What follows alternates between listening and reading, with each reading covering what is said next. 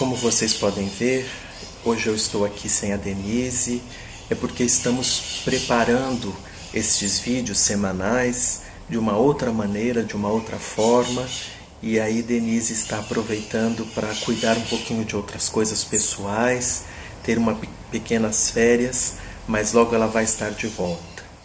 E eu queria aproveitar para abordar no vídeo desta semana um tema que Denise e eu abordamos juntos.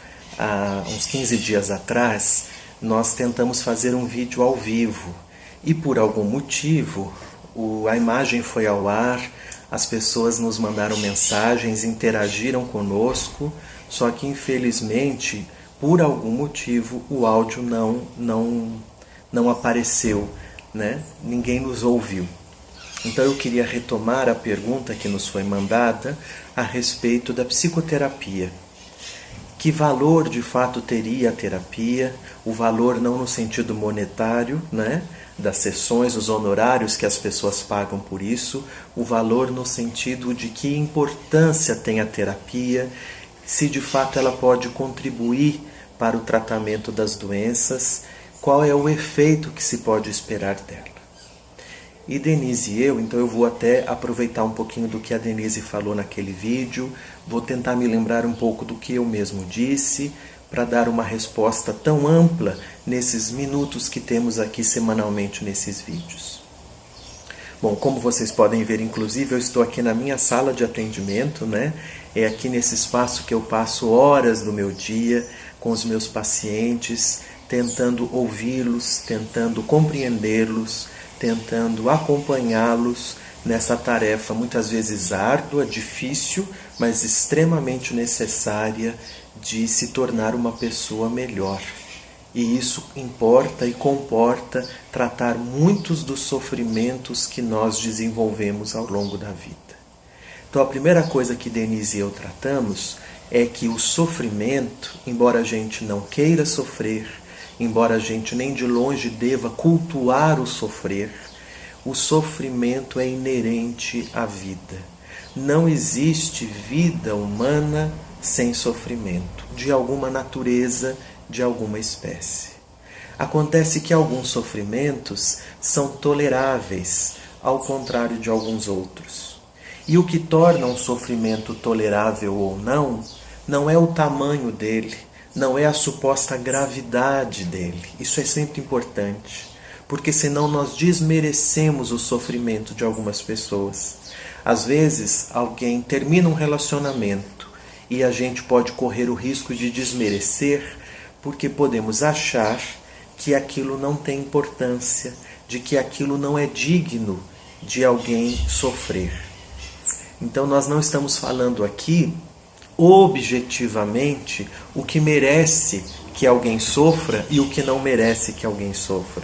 O que nós estamos dizendo é que algumas pessoas têm mais condições ou mais recursos emocionais para lidar com o sofrimento, seja ele qual for, e existem outras pessoas cujo recurso é muito pequeno. Isso nós chamamos de amadurecimento do indivíduo.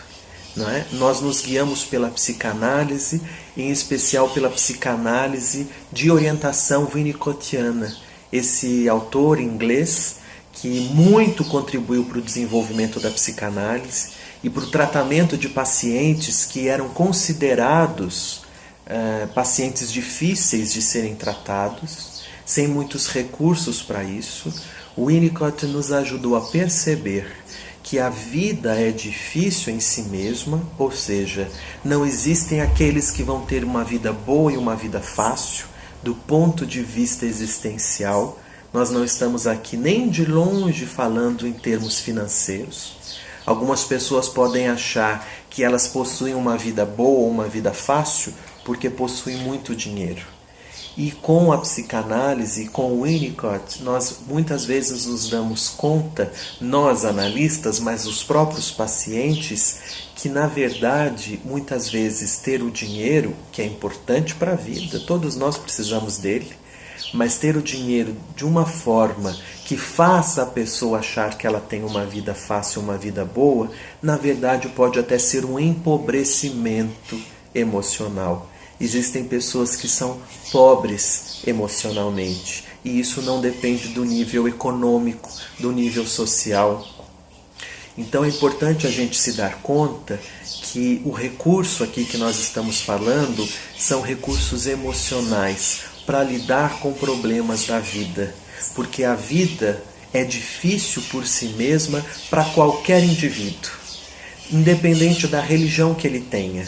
Religião nenhuma vai poder conseguir diminuir o peso da existência.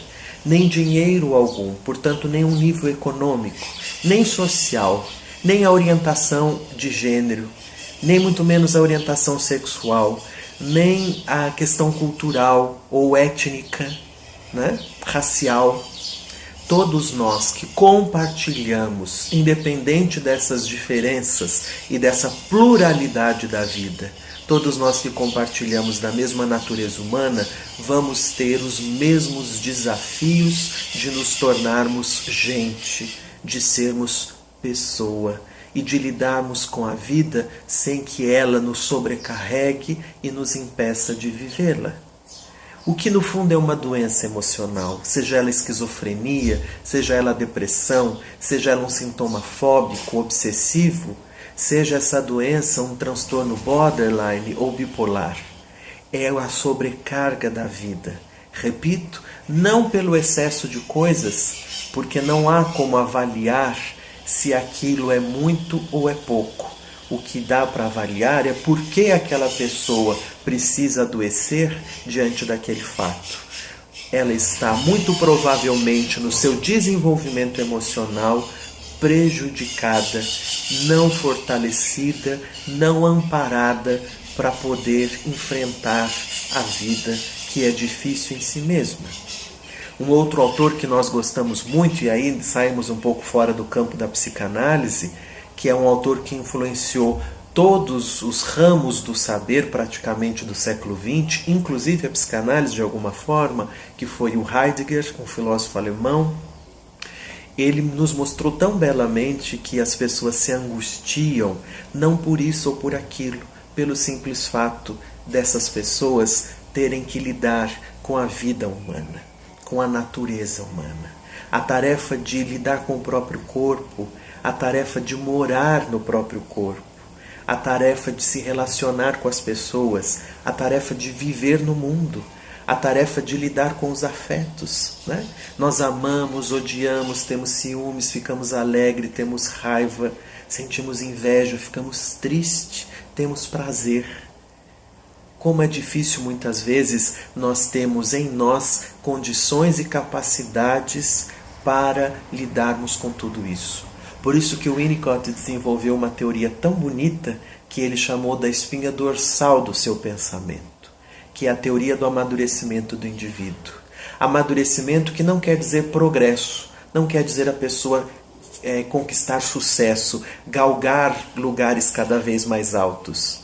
Amadurecimento que quer dizer poder viver a vida de acordo com o que ela vem, traz e acontece com você.